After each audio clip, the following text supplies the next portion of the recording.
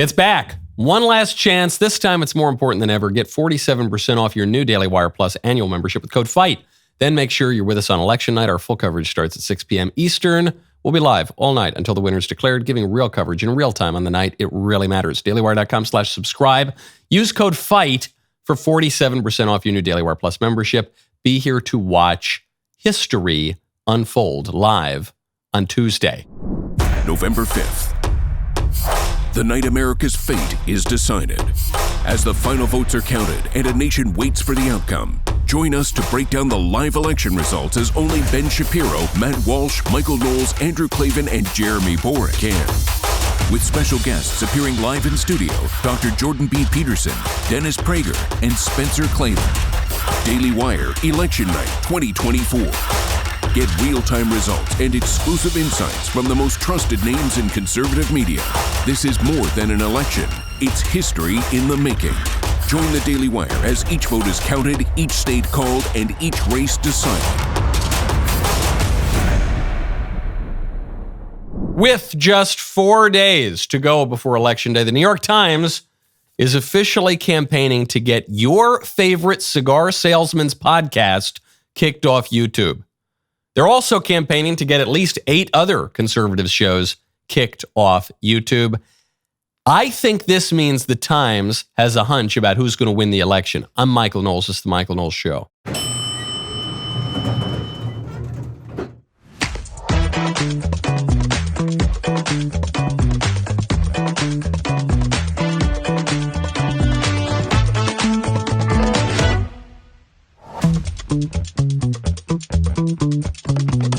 Welcome back to the show. J.D. Vance does Joe Rogan's show over 3 hours, well over 3 hours. We have the highlights. First, I want to tell you about Birch Gold. Text Knowles to 989898. We have a big election coming up.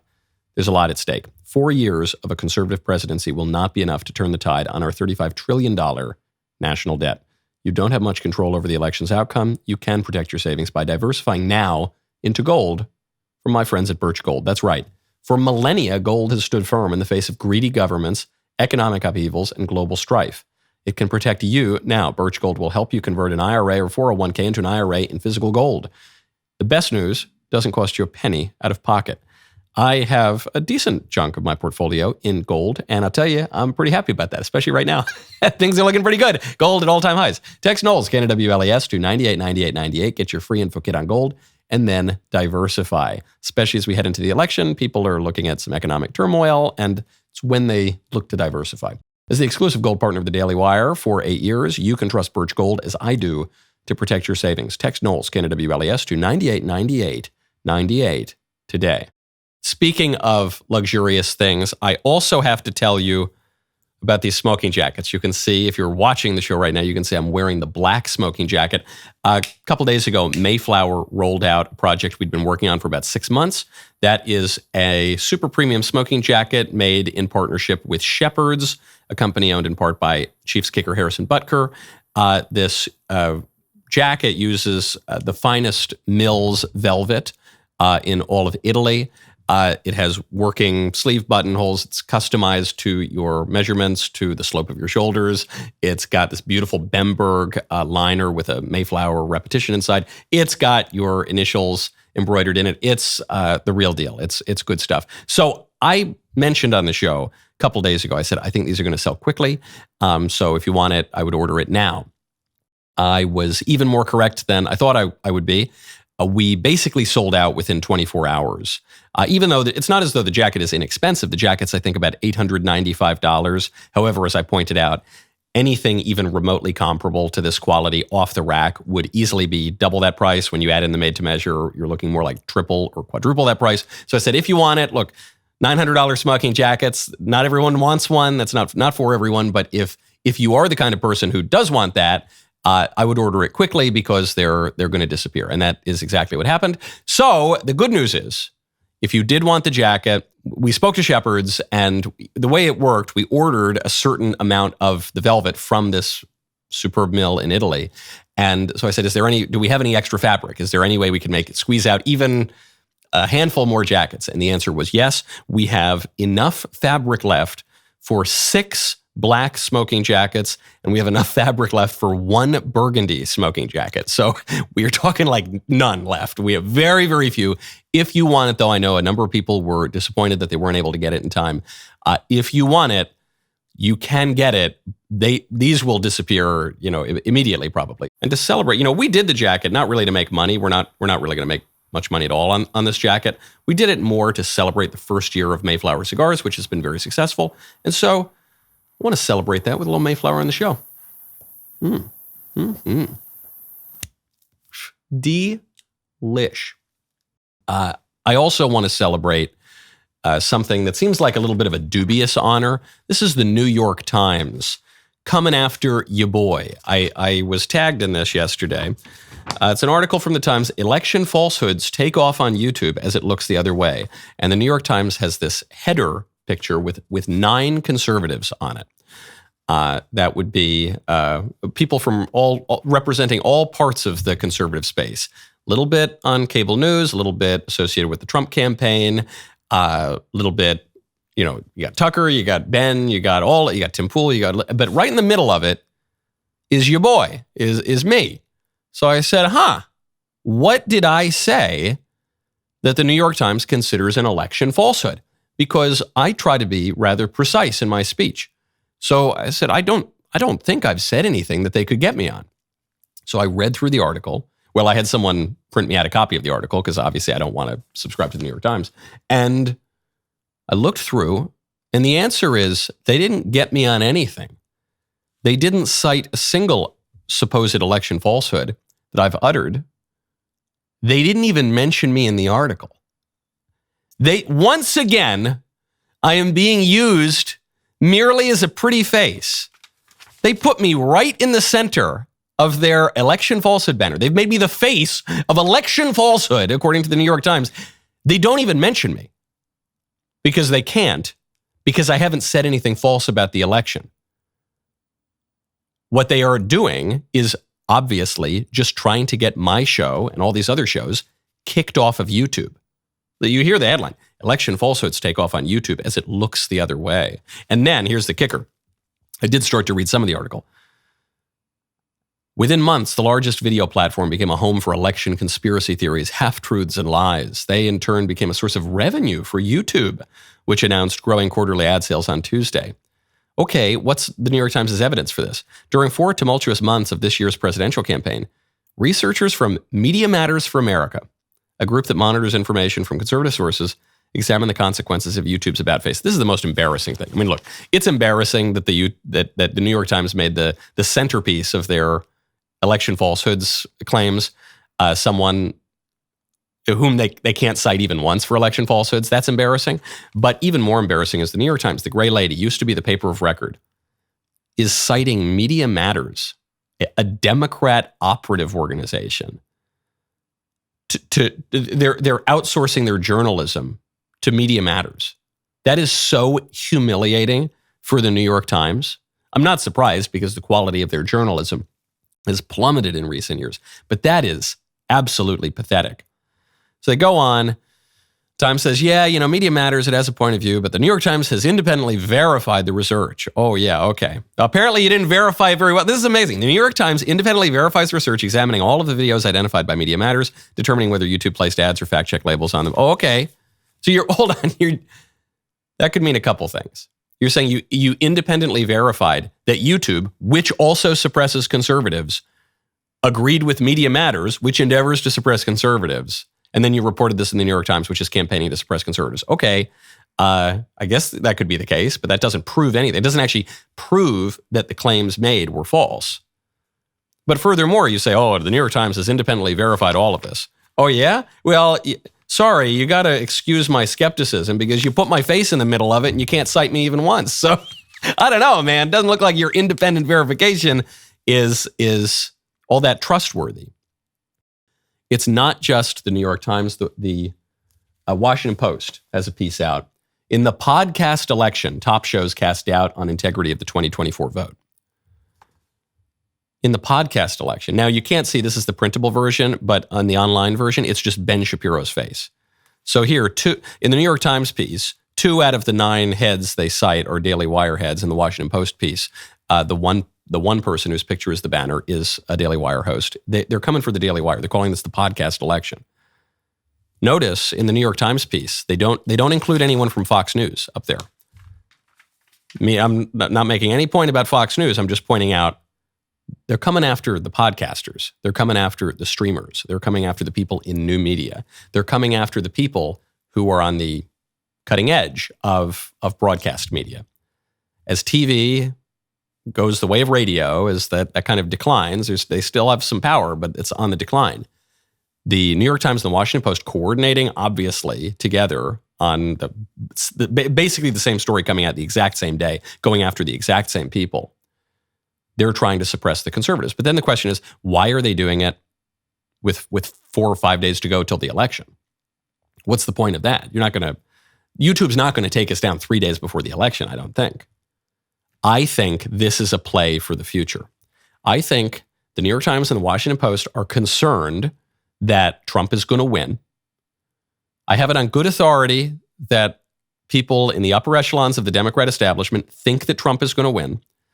And so they are trying to, one, point to people who they can blame. They're going to blame me. They're going to blame Tim Pool. They're going to blame Steve Deace. They're going to blame all these people here, Ben Shapiro. They want to blame people for it. And they want to suppress the conservatives in the future. Now, if it is a squeaker and Kamala somehow pulls it out, or if the count goes Kamala's way in any case, then this is going to be an opportunity to say, oh, look how close it was. We can't let it get that close again. We need to cut off the ad revenue to the conservative broadcasters who are moving the needle. That'll kill the conservative media, the future of the conservative media, and then that'll let Democrats win elections again. That's what this is all about, without question. But there is something hopeful here, which is that I think the way you get these articles is because the liberal establishment thinks that Trump very well will win. Now, speaking of election falsehoods, I don't think it's us. It's not the people in this picture spreading the election falsehoods. It's the establishment media itself. There's a story from the New York Post citing a local ABC affiliate, WNEP, ABC 16, which ran a Chyron saying that Kamala Harris beat Donald Trump 52-47. This was really bizarre. Reporting 100%. Democrat Kamala Harris, 52%. How many votes? 3,293,712 to Donald Trump's 47%, 2,997,793. What? The election hasn't happened yet. Oh, well, according to the New York Post, ABC mistakenly aired the election results, declaring Harris the winner of a key state of Pennsylvania. But this was just a mistake. They were just testing their system. WNEP said the results came up on the screen in error. They were randomly generated as part of a test. Okay. They shouldn't have appeared on screen. Whoopsie daisy, no big deal. Yeah, that's the fear, guys. The fear is that the results are going to be randomly generated. I can believe the excuse that they're working on their graphics packages, and I can believe the excuse that producers are going to misfire. What worries me and other people is that the results are going to be randomly generated and that they're not going to reflect reality. If you really wanted to downplay any fears of rigging, I think many more people expect any rigging that could occur to be rigging in favor of the Democrats against the Republicans, then why not throw up the test graphic and say Trump wins? That would still not assuage a lot of people's fears because people don't believe in the establishment media anymore. They don't have credibility anymore. But that would be better than throwing up a graphic of randomly generated numbers in the crucial swing state to say that Kamala Harris won and then say, oh, whoopsie daisy, never mind. But believe us on Tuesday. No, 4 days from now, we'll have it all tucked away. This is why the Washington Post is not endorsing this election. This is why Jeff Bezos, the owner of the Washington Post, recognizes that the WAPO, that the whole establishment media are facing a crisis. We'll get to that in 1 second. First, I want to tell you about First Liberty Institute. Go to supremecoup.com/Knowles. The radical left is plotting a Supreme Court coup. They're not even trying to hide it anymore. These progressive ideologues want to eliminate the court's conservative majority by packing it with their own hand-picked justices. It's not court reform. It's a blatant power grab to get the outcomes they want. Here's the frightening part. If one party controls the House, Senate, and presidency come January, they could restructure the court overnight. With a simple majority vote and a president's signature, their plan becomes reality. But there is hope. First Liberty is leading the charge to protect the Supreme Court from this radical plan. They're fighting to preserve the legitimacy of the court and the separation of powers that safeguards our freedom. Don't let them Venezuela your United States. Go to supremecoup.com/Knowles. That is Supreme, COUP.com/KNOWLES to learn how you can help stop the left's takeover of the Supreme Court. The future is in your hands. Right now, go to supremecoup.com/Knowles. This is one of the biggest issues at stake in this election. supremecoup.com/Knowles. I'm going to have to relight my cigar during a clip. Jeff Bezos is defending the Washington Post's decision not to endorse a candidate in this campaign. He wrote an op-ed, and he pointed out that Americans no longer believe the media. He said, in the annual public surveys about trust and reputation, journalists and the media have regularly fallen near the very bottom, often just above Congress. This year's Gallup poll, we managed to fall below Congress. Our profession is now the least trusted of all. Something we are doing is clearly not working. I challenge you to find one instance in the 11 years, this is Bezos writing, the 11 years in which he's owned the Washington Post, where I have prevailed upon anyone at the Post to favor my own interests. It has not happened. While I do not and will not push my personal interests, I will not allow this paper to stay on autopilot and fade into irrelevance, overtaken by unresearched podcasts and social media barbs. Not without a fight, it's too important. So you got two big plays here from the establishment media within days of each other, and they seem to be on opposite ends of things. On the one hand, you have Bezos saying, we want to earn back the respect of readers, so we're not going to endorse Kamala Harris. We're not going to endorse anyone because you don't trust us anyway. On the other hand, you have the Washington Post, that very same paper, and the New York Times saying, YouTube needs to censor conservatives. We need to take down these conservative podcasts. On the one hand, he seems like he's trying to be nonpartisan. On the other, the very same paper seems hyperpartisan. How do you reconcile the two? Easily. It's that headline from the Washington Post. In the podcast election, ...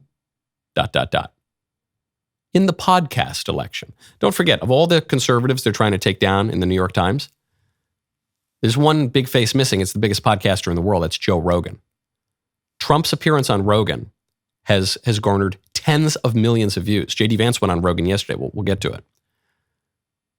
This is the podcast election. The podcasts are much, much, much more influential than the cable news shows in this election. This is the first time that's ever been true. So Bezos, in his op-ed about defending the integrity of the Washington Post, he says, we in the establishment media, not just cable news, but newspapers, are having our lunch eaten by the podcasters, by the streamers, by the digital platforms. And we need to stop that. We hate those guys. We want to control the narrative still. So on the one hand, we're going to try not to seem so hyperpartisan. On the other, we're going to try to kill off all the competition. And who's the competition? Right here. The New York Times put all of our pictures up right in the header of their article. Now, some in the establishment media don't get the message. So you got CNN's Abby Phillip is arguing with Jeff Bezos. She says, no. The problem is not that people don't trust the media, so the media have to react to that. The media need to double down in their partisan attacks. Because she says the reason people don't trust the media is because of the politicians. I want to recognize that for all the flaws of the mainstream media, and we have a lot of them, it's not just the media's fault that trust has been declining for decades. It's also decades of attacks by politicians. That is the main issue, is that, it could be that the Washington Post is endorsing candidates, or it could be that there are millions of voters who believe lying politicians who tell them lies, knowing that they are. That could be the problem too. This is Principal Skinner on The Simpsons. Is it possible that I'm out of touch? No, it is the children who must be wrong. No, it's not. We haven't done anything to destroy our credibility. It's not our fault that people don't trust us. No, it's Trump's fault.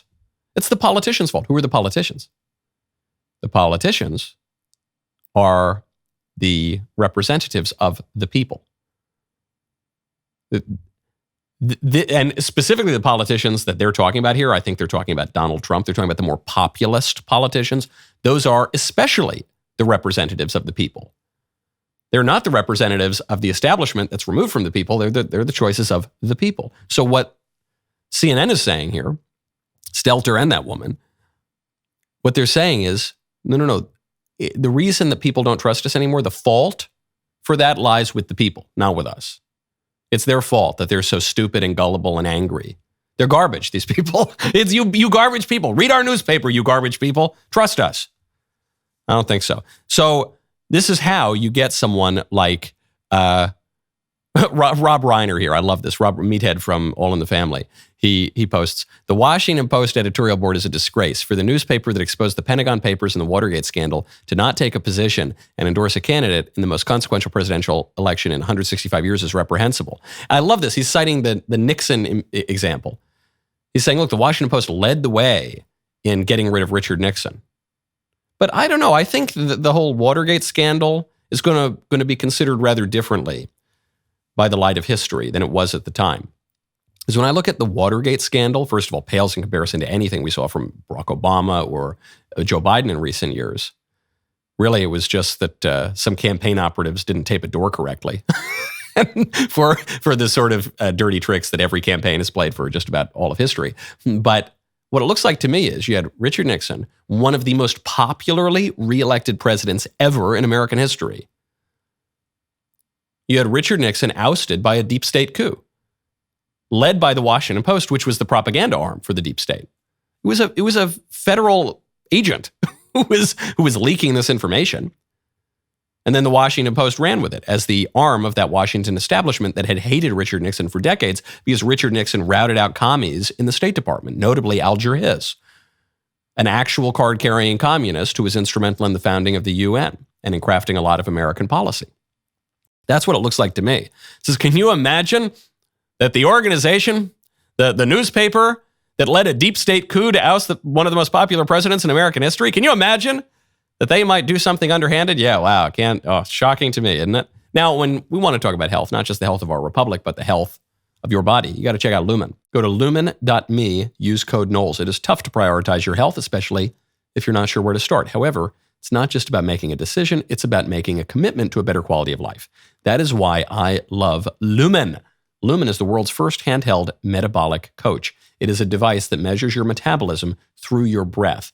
All you got to do is breathe into your Lumen. First thing in the morning, you will know what's going on with your metabolism, whether you're burning mostly fats or carbs. For me, I need things to be simple, okay? If I'm going to take care of my health, it's got to be real simple. That's what I love about Lumen. It makes it simple. You wake up, you breathe into it, and you get all this information on your phone. You don't need to go hire a nutritionist. You don't need to go hire your trainer to tell you about this, that, and the other thing. Lumen does all of it for you, crafts a plan for the day. If you want to take the next step in improving your health, I strongly recommend lumen.me/Knowles, K-N-W-L-E-S. It's got the Knowles stamp of approval. And if you use that code, you will get 15% off your Lumen. Lumen, Lumen.me. Use code Knowles for 15% off your purchase. Thank you, Lumen, for sponsoring this episode. My favorite comment yesterday is from Jaimea523, who says, vote so your husband can't afford anything so you can complain when he doesn't buy you enough. Yes, that's the point of the Julia Roberts Democrat ad. JD Vance does Joe Rogan. JD has come out. It's a 3.5-hour interview. I'm not going to get to all of it. It's worth listening to. JD, the big takeaways are that JD sounds really, really intelligent. He sounds really, really educated. He sounds really in command of his facts. He's a normal guy. The libs tried to make him weird. That was the word they tried to stick to him. That fell apart. They dropped that attack because, ironically, when you hear this guy talk, he sounds so normal. He sounds so much more normal than other politicians, certainly compared to Tim Walz or Kamala Harris. So they ended up dropping that attack, and this, I think, was really the final nail in that coffin. Why did JD go on Rogan? Because the Rogan interview was so good for Trump. And it's going to be really good for Vance, and it's going to be good for the Trump-Vance ticket. The only clip I want to pull out is this bit where Joe and Vance are talking about the transgender ideology, which is a huge political winner for Republicans. It flipped Virginia red for Glenn Youngkin. It helped reelect Ron DeSantis in Florida by an even wider margin than he would have otherwise. And it's just a winner. People who disagree on all sorts of things, abortion, bioethics, marriage, the sexual revolution, people who are all across the political spectrum in America can agree it is wrong to castrate little kids. We're not even talking about transgender ideology for adults. You know, my views on that are probably different than a lot of liberals' views on that. But we pretty much can all agree it is wrong to castrate kids. And so they hammered this issue. And there are even people who wave the rainbow flag. There are even LGBT identifying people who say this transing the kid stuff is really awful. And J.D. Vance made a comment that made waves because it seems so out of step for many Republican politicians. Some were calling it a contradiction in terms. I think it's politically pretty smart, though, and I think it's incisive and correct. I think that, frankly, I wouldn't be surprised if me and Trump won just the normal gay guy vote. Because, again, they just wanted to be left the hell alone, and now you have all this crazy stuff on top of it that they're like, well, no, we didn't want to give pharmaceutical products to 9-year-olds who are transitioning their genders. We just wanted to be left the hell alone. That phrase, the normal gay guy vote, that's the phrase that is resonating and that some people are going to take issue with. Because people are going to say, well, that's a contradiction in terms. No knock on our friends who are a little light in the loafers, but that's not normal, right? That's an abnormal kind of behavior. It's not normal by ideal standards. It's not normal even by behavioral standards. It's abnormal. So what's the normal gay guy vote? You know what it is. You know what the normal gay guy vote is. I'm from New York. I went to the most homosexual university in the world. I lived in Los Angeles, worked around show business. I have known a disproportionate number of people who are a little eccentric in their behaviors and desires. You know what he's talking about here.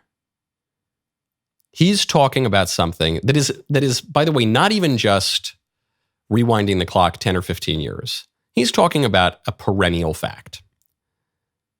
I'm about as traditionalist as they come. However, it is simply a fact that throughout all of history, certainly going back to ancient Athens, there have been fellas who, engage in some aberrant behavior.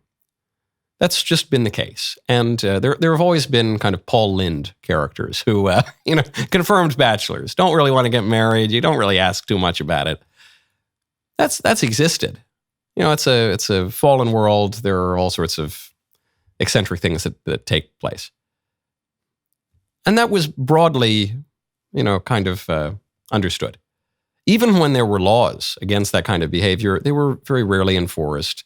They really only existed as a matter of setting standards and setting norms. When he says, look, there's some people who they want to do what they do and be left alone. They don't want to parade it in the street. They don't want to change the laws. They don't want to pretend that marriage is something different than it is. They just kind of want to be left alone and not bothered. And that's existed for a long time. Okay, this is the world. All right, that's how it's been for forever. That's different than militant activists who want to ram these kind of crazy ideologies down your kids' throats in elementary school. Okay, that's very different. And the guys who just are kind of, they want to do their own thing. It's a little different than other people do, but they're not trying to make an issue about it. They just want to do their own thing. I think JD's right. I think those guys are going to vote for Trump. By and large, I think they're going to vote for Trump. The militant activists who want to redefine reality, those people are going to vote for Kamala. But the more normal guys, they're going to vote for Trump, no question. Now, the Trump-Vance ticket is getting all sorts of support, not just from the so-called normal gay guys, but also from prominent Democrats, not just Bobby Kennedy and Tulsi, but also Bill Clinton. I don't think it's right to say that people have to vote for Donald Trump because the economy was better there. I don't believe that. I don't think. Now listen here, folks. You're going to hear a lot of people tell you that the economy was a lot better under Donald Trump, and it was a lot better. Okay, but you don't have to vote for Trump just because your inflation was way down and wages were rising for the first time in 40 years and because things were just so great and we were so rich and it was awesome, man, it was awesome. But I do not believe you have to vote for Trump just because of how awesome it was when he was president. Feel your pain. Brutal for Kamala. I don't think that Bill Clinton is intentionally undermining Kamala Harris here, but he is undermining her. I think Joe Biden is intentionally undermining Kamala Harris because he hates her and she took his job and she launched her presidential campaign calling him a racist. I think he truly hates that woman and wants her to lose. Bill Clinton, I think, wants Kamala to win because I think he's trying to get an ambassadorship for his daughter, Chelsea. That's at least the scuttlebutt in the DC reporting. So I think he's trying to help her. But Bill Clinton recognizes, voters aren't stupid. Kamala thinks voters are stupid. Joe Biden, to some degree, thinks voters are stupid. Bill Clinton respects voters. You got to give him that. He might lie to your face, but he thinks you're relatively clever, so he's going to try to do a good job lying. And if he can, he's going to try to work with the facts to spin them in such a way that they seem plausible. Bill Clinton respects voters, and he knows that voters know that the economy is horrible right now, that eggs are much more expensive than they used to be, that everything is 22.5% to maybe 30% more expensive than it was when Joe Biden took office. And they know that Kamala's promising exactly the same policy. She said she wouldn't have differed from Biden in any way. So he knows he's not going to say, no, the economy's been awesome under Biden and Harris, and she's so good. No, he's going to say, look, yeah, the economy is terrible, and it was way better under Trump, but just think about how great abortion is or whatever it is that Kamala can offer that Trump cannot. He's like, forget about the economy. It's kind of ironic, too, because the motto of his 92 campaign was, it's the economy, stupid. That was James Carville's line, one of his top advisors. And yet, now Bill Clinton, the only thing he can run on is, it's not the economy, stupid. It is still the economy, stupid, but please think about something else. Now, speaking of people who are who do not respect voters quite as much and who are also making weak arguments for Kamala Harris, the Avengers have assembled. The Avengers, I think I watched one of those movies. I don't like the superhero movies, but and I really don't like those with like Mark Ruffalo and all these insufferable libs. But they just came out and they put together their very best version of a commercial for Kamala. How about we start with what our voting plans are going to be, who we're going to bring to the polls with us, that sort of thing. I think Kamala Harris needs a catchphrase. How about I'm down with democracy? It's just clean, it's simple. Okay, I like that. It's hard to argue with that. Kamala Harris, down with democracy. Oh, yeah. I'm Kamala Harris, and I say down with democracy. I don't know if that sounds the way we want it to sound, though. I think we just need, can we get some production, though? Jarvis? My name's not Jarvis, but whatever. Oh, yeah, that's right. Down with democracy. Down with democracy. Is that what we mean, though? Yeah, together we're going to tear down democracy. Will you stop playing heroic music under yourselves? I'm Kamala Harris, and I am down with democracy. Did I sound enough like her on that one? That was great. How many Golden Globes have you been nominated for? I'm just curious. Yes! All right, that was awesome. It's a little weak, right? These guys, they want to do an ad for Kamala Harris. They won't even all get in the same room. I think most, if not all of them, live in LA. So it's not like they're that far from each other, but they do it as a Zoom thing. So it's a little weak sauce. And then, but what's the bit? The bit is they're saying, I'm down with democracy. We'll shorten it to down with democracy. Oh, haha, that makes it sound like Kamala hates democracy, that she's the undermining of democracy. Ha, ha, ha, vote for Kamala anyway. In jokes, there is often a little kernel of truth. The reason this joke works is that Kamala's candidacy, Kamala's nomination, does in fact represent an undermining of democracy because no one voted for her. All the Democrats voted for Biden, and then they just booted Biden out. The party elites booted Biden out and replaced him without any voting with Kamala. So the joke is true. If you vote for Kamala, you are actively undermining democracy. Ha, ha, ha, isn't that funny? Anyway, because this is what the Democrats are saying. The real Democrat argument, going all the way back up to the New York Times, trying to kick your boy and other conservatives off of YouTube. And the Washington Post trying to do exactly the same thing. And the Harris campaign, the Democrats changing the election rules, in some ways illegally in 2020. The point of all of it, if you got a couple drinks in them and had them be really candid with you, they would say, well, look, sure, this is kind of undemocratic what we're doing, replacing our nominee, kicking out the guy that everyone voted for and replacing him with this woman that no one voted for. But if we want to save democracy, we have to undermine democracy right now. That's what they're saying. To save democracy, we have to imprison Donald Trump. To save democracy, we have to keep people from even being able to vote for Donald Trump by kicking him off the ballot. To save democracy, we need to kick the conservatives off YouTube. To save democracy, we need to undermine democracy. That's their real argument here. And it's a ridiculous argument. In this case, there's no way a Kamala Harris presidency would strengthen democracy. But that is their argument.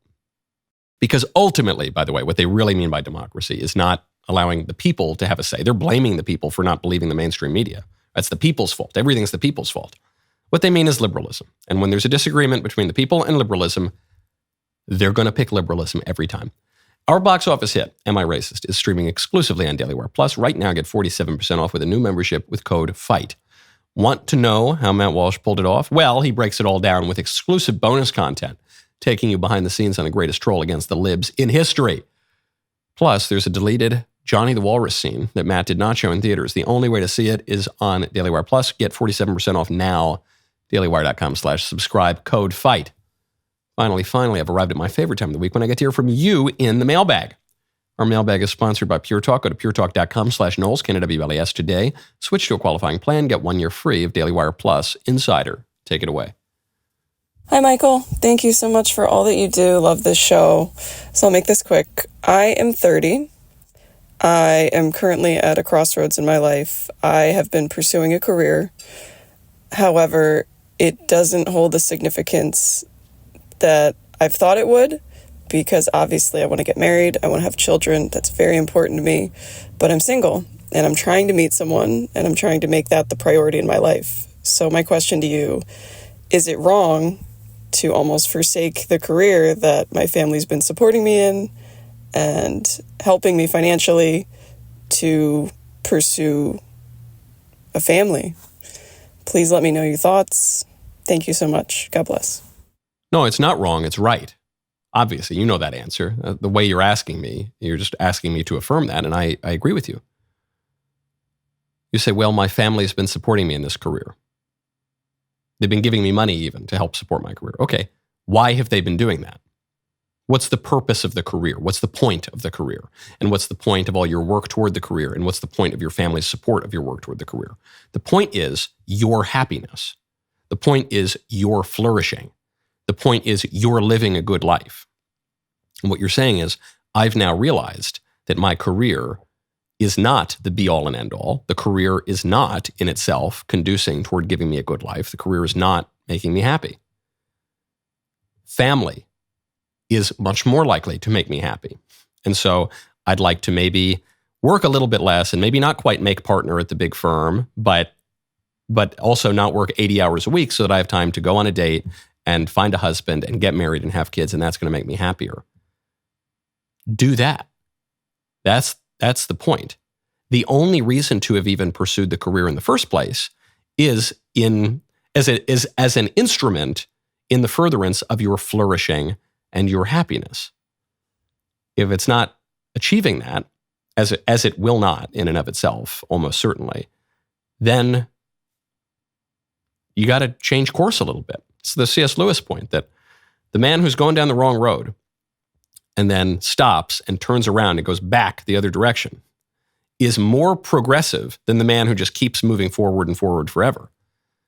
Because progress is dependent upon some end that you're seeking. Obviously. If you said, wow, I'm just totally flourishing in my career, I really have no interest in marriage or children, I'm the unicorn, I'm the rare person who really, and there are people like that, and marriage is not for everyone. Kids are not for everyone. The religious life is not for everyone. But if you're that rare person, okay. But for most people, they're going to come to the conclusion you've come to. And then the question is, are they going to have the wisdom and the courage to follow that insight and maybe give up a little bit of the career and pursue what will make them happy, or not? Will they stubbornly and stupidly go down the path that's making them unhappy? Next question. Hi, Michael. You mentioned that you're close friends with someone who is liberal, and I'm curious how you manage that dynamic. My husband and I have lost quite a few friends over the past year after openly sharing our conservative views, which has made me hesitant to form new connections, especially with people who may hold more liberal or far-left beliefs. What advice would you offer for building and maintaining friendships with liberals? I'd love to hear your thoughts on how you navigate those differences. By the way, I hope you're still enjoying the Trump Reputation Era t-shirt I made and gave you at CPAC. Looking forward to your response. Thanks so much, Michael. Thank you for the marvelous T-shirt. That was absolutely wonderful. I vividly recall you were giving it to me at CPAC. I am friends with liberals. I'm from New York. I went to a very liberal university. I lived in LA. I am friends with liberals, but I have lost friends. I've lost a number of friends, especially as I've gotten a little bit more of a public profile, as the show's done well and the books have done well. That even more than my views haven't changed all that much. I've become more conservative. My views have deepened and developed, but they haven't really fundamentally changed all that much. So I don't think it's the development of my views. I think it's the undeniability for some of my liberal friends to say, oh, gosh, he's really out there. He's really saying that thing on YouTube or TV or something. I really, And they will end a friendship sometimes. I've lost friends. I still have plenty of liberal friends, but I've lost a number of liberal friends. If you lose friends over politics, it will be the liberals ending the friendship. 999 times out of 1,000. If friendships are to be lost over politics, it will be the liberals ending the friendship with the Republicans, with the conservatives. Conservatives don't really do that. If you meet people who never interact with anyone of the opposite political persuasion, it is most likely to be liberals who don't know Republicans, who don't spend any time with Republicans or conservatives. It will be the liberals who cannot tolerate being friends with conservatives rather than the conservatives not tolerating the liberals.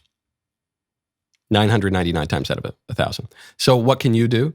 You can be winsome. You can, have some humor. You can, be tolerant to a reasonable degree. You can agree to disagree on certain things. You can focus on whatever. But at a certain point, if the liberals don't want to be friends with you, there's nothing you can say. You don't need to beg for their friendship. You don't need to plead with them or grovel. If they don't want to be your friend, then okay, they don't have to be your friend. But most of the time, the sad fact is the choice will not be yours, whether or not to end that friendship. It'll be the liberals. It's a pity. It wasn't always totally like that, but it is today. Next question. When I was attending grad school, my composition professor, I'm a music student at this time, turned to the class and said, if you're looking for an objective way to measure beauty, it's whatever unifies opposites successfully. When I heard this, I rejected it because it sounded like a bunch of Hegelian dialectics to me, which is just neo-Marxism. But ever since then, I've come to learn that he was actually right.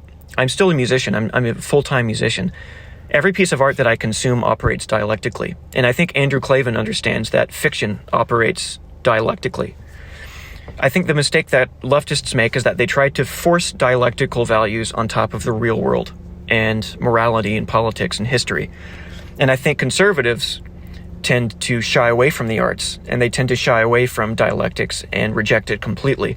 I think that conservatives should recognize that art operates dialectically, and art is basically something false, but nevertheless says something true if it's good. What are your thoughts? I respect that insight. I respect that you have had that insight. I don't really agree with any of that. I don't. Even dissing Hegel. Hegel's difficult to read and understand, but Hegel is not just doing Marx or neo-Marxism or whatever. Hegel comes before Marx, and but even that, I don't think art is necessarily dialectic or reconciling opposites. I think. You asked about beauty. What is beauty? I think I go with Thomas Aquinas on most things. Beauty is that which pleases when seen. And not just seen, meaning noticed with the eyes, but seen, as in beheld in the mind. That beauty is that which pleases when seen. And there's some debate over whether or not beauty is a transcendental, like, goodness or truth, but that's it. Beauty is that which pleases when seen. And I think that's a lot simpler than, there can be some beauty in reconciling apparent opposites, not real opposites, but apparent opposites, like mercy and justice within God. God has both perfect mercy and perfect justice. Those are, from our mere mortal standpoint, apparent opposites, but they're reconciled in God. But I think it's simpler than that. Beauty is that which pleases when seen. I can think of art that does not seem dialectic to me. But I can't think, or rather, I can think of beautiful things that are not dialectical. Like a sunset or something, or a beautiful waterfall or something like that. But they all please when seen. Yeah, there's so much more I want to get to, but we're going to have to do it in the member block. And I have my friend Dinesh D'Souza on. The rest of the show continues now. You don't want to miss it. Go to dailywire.com. Use promo code Knowles. Get 2 months free on all annual plans.